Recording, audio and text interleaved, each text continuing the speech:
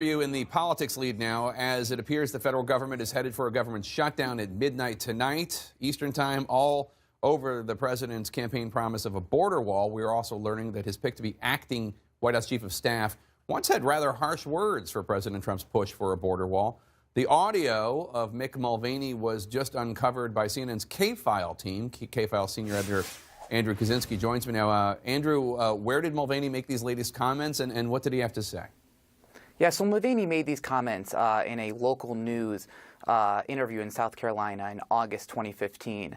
And what is actually kind of interesting about them is he doesn't just sort of insult the president's view on immigration, calling it simplistic, but he also says that a wall, a physical barrier, won't actually stop undocumented immigrants from crossing the border. And he says people he talks to at the border, farmers, ranchers, don't actually want it. Let's take a listen to what Mulvaney said. The fence doesn't solve the problem. Is it necessary to have one? Sure. Would it help? Sure. But to just say build the darn fence and have that be the end of an immigration discussion is absurd and almost childish for someone running for president to take that simplistic a view. And by the way, the bottom line is the fence doesn't stop anybody who really wants to get across. You go under, you go around, you go through, and that's what the ranchers tell us is that they don't need a fence. So the other thing I think that's interesting about these comments is later on in the interview, he actually says Trump's appeals during the campaign, and Mulvaney was a congressman at the time, where he says, you know, build the wall, things like that. He said these are just basically appeals that go to emotion and don't actually get the job done. All right, Andrew Kaczynski with CNN's K-File team. Very interesting. Thanks so much. It's fascinating stuff. That could have been you, Hillary Rosen, what Mick Mulvaney said, calling it. I think she just said my favorite thing always is when Republicans get caught telling the truth. Calling the border wall proposal, border fence proposal, simplistic, absurd, almost childish. Doesn't really stop illegal immigration. I mean, it sounds like something you've probably said. You know, here's the thing that interests me today in particular, which is everybody's so overwrought about Mattis resigning and the president being so stubborn about Congress and not listening to people and the like. He is exactly who he said he would be on the campaign trail. The difference this week is that Republicans in Congress and elsewhere are finally starting to believe that. But they voted for him. They knew exactly who he was. It's not like he's changing his tune.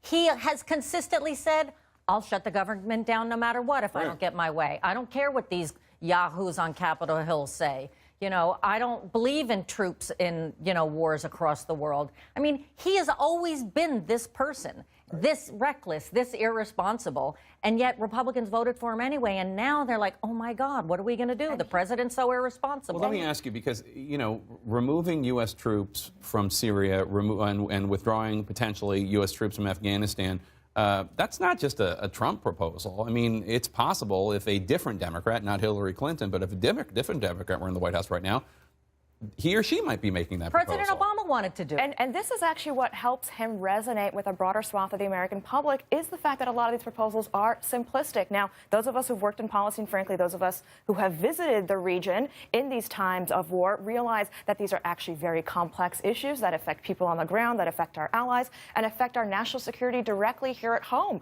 But to say, I want to withdraw troops from Syria and do that could be seen as a win. To withdraw them from Afghanistan could be a political win for him. It is, however, a national security near-on disaster because there is no planning and no strategy on how to follow it up. I do not think it is an accident that John Kelly leaving the White House and immediately afterwards you have these precipitous announcements. The idea that there were adults in the room who were going to manage any of these relationships and that these were going to be done by consensus is no longer true, and nobody should be suspecting, let alone the Senate, that Trump will operate that way. That's probably true, that both Kelly and Mattis leaving is because the president wasn't listening to either of them when it comes to Syria or Afghanistan. Or maybe they weren't listening to the president.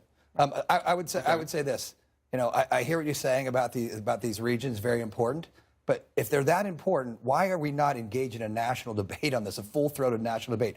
We are operating with the same authorization for use of force for 18 years now. 18 years. The Congress has had an opportunity to debate this year in and year out. Well, everybody now is so up in arms. We had no authorization to go into Syria. We're operating on the use of force to destroy ISIS and Al-Qaeda and the Taliban in Afghanistan in 2001 to roll into Syria. Actually, Some folks Nancy have said, Pelosi listen, has been very vocal on this no, for but a my long point is, time that why is everybody War wringing their Powers Act hands? requires Why is everybody a debate. wringing their hands now? The debate is required. We've had 4,000 folks die, 4,000 U.S. service members, 20,000 wounded severely in Afghanistan, and 17 years, trillions of dollars spent. And Lindsey Graham now says on the ground, if we leave, the place is going to collapse in a matter of weeks. And here's the other thing. What are we doing there? We It's a fair question. Yeah, we went down from 100,000 to something like 40,000, now down to 14 in Afghanistan, right? And no really person can tell you what the huge progress that and change had been made in Afghanistan. the place I will gonna say fall this, apart in a year? but this is the challenge of not having it be done with allies and with any sense of strategy and coordination, is that we are leaving people in the lurch. And it's not just the people in Afghanistan and Syria, neighboring countries. Israel, for example, completely blindsided by what Iran's now going to do. We are handing over an entire region to Russia. We are also abandoning the veterans who served in Afghanistan, who want to know that what they did was worth it. And we should have a debate about it. And also, I don't think anyone disagrees with you. We should have a debate about that, and that there should be a new authorization for use of nuclear But the force. Congress, Let me bring it on. I do believe Congress completely failed in their mission in this. I called for this when I was in Congress, after Congress. I think it's absurd that Congress capitulated completely. They've abdicated their responsibility. However, Corker that has a said, very the first easy way to deal with consequence this. of an irrational decision was the one person that America stood behind was General Mattis. That was the first casualty of this decision.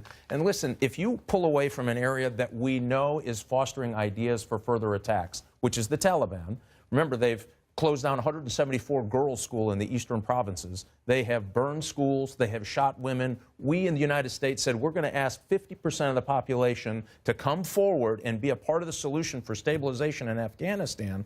I think it will be a stain on our national character when we walk away from these women disagree. We who should are have a debate, though. participating We should in debate it making on the floor. Afghanistan a safe and stable place. All right, as bipartisan anxiety grows over the resignation of Secretary Mattis, I'm going to talk to one former Secretary of Defense next, a former Republican or a Republican former Secretary of Defense. Plus, we're keeping an eye on the breaking news on Capitol Hill, where the Vice President, Jared Kushner, Mick Mulvaney are currently negotiating as the hours tick away before the shutdown. Stay with us.